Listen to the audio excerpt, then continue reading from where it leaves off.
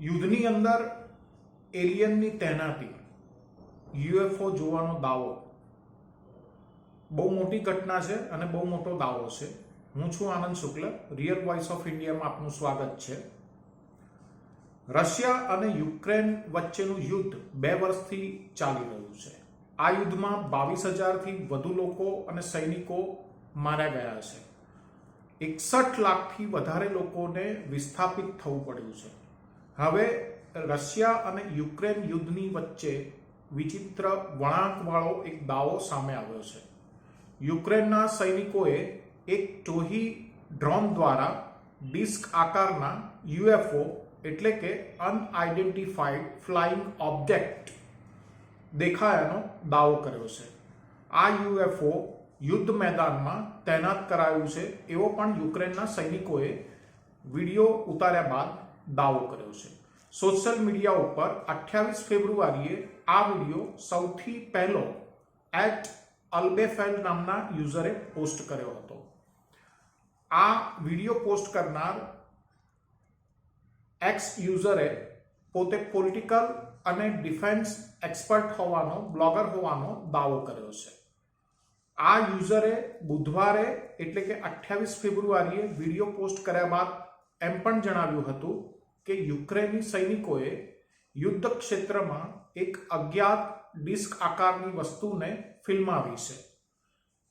Daily મેલ અખબાર પ્રમાણે video યુક્રેનની 406મી battalion દ્વારા 300થી વધુ હીટ વિઝન ક્વાડકોપ્ટર ડ્રોનના ઉપયોગથી દ્રશ્યોને કેપ્ચર કરવામાં આવ્યા છે. આ ડ્રોનનો ઉપયોગ યુક્રેનની સેના એ યુદ્ધની અંદર ખૂબ મોટા પ્રમાણમાં કરી રહી છે. જે અનઆઇડેન્ટિફાઈડ ફ્લાઇંગ ઓબ્જેક્ટનું દ્રશ્યાંકન કરવામાં આવ્યું છે તે યુક્રેની સેનાના સૈનિકોના દાવા મુજબ સમુદ્ર તળથી 300 ફૂટ ઉપર ઉડી રહ્યું હતું. નિશ્ચિતપણે આ વિડીયો જે પોસ્ટ કરવામાં આવ્યો છે સોશિયલ મીડિયામાં, એમાં યુક્રેની સૈનિકો વચ્ચે વાતચીત થઈ રહી છે અને એ વાતચીત દરમિયાન સ્ક્રીન ઉપર આ ઓબ્જેક્ટ એ સ્થિર હોવાની વાત એ યુક્રેની સૈનિક દ્વારા થઈ રહી છે. અને આ યુક્રેની સૈનિક એમ પણ કહેતા દેખાઈ રહ્યો છે કે આ કોઈ ઉડતી રકાબી અથવા તો યુએફઓ છે અને તેને આશંકા છે કે યુએફઓ એ એલિયન દ્વારા તૈનાત કરવામાં આવ્યું છે. આ પ્રકારની ઘટના રશિયા યુક્રેન યુદ્ધમાં કોઈ પહેલી વખત થયેલી ઘટના નથી.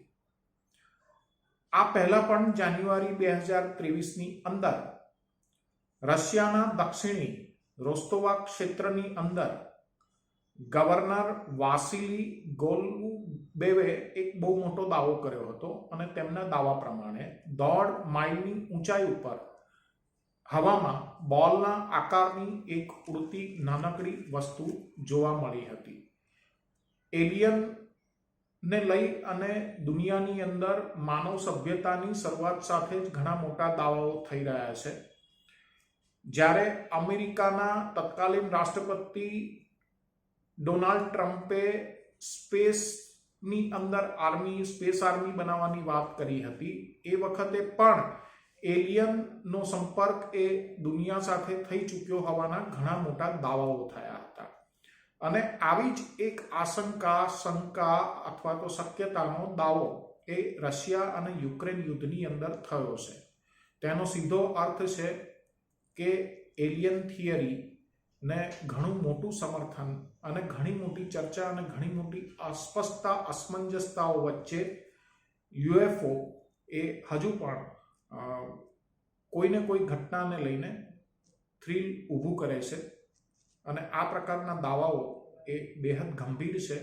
જો પૃથ્વી ઉપર પરગ્રહવાસીઓનું કોઈ પણ પ્રકારનું દખલગીરી હોય, હસ્તક્ષેપ હોય તો એ ઘણી મોટી ગંભીર ઘટના છે.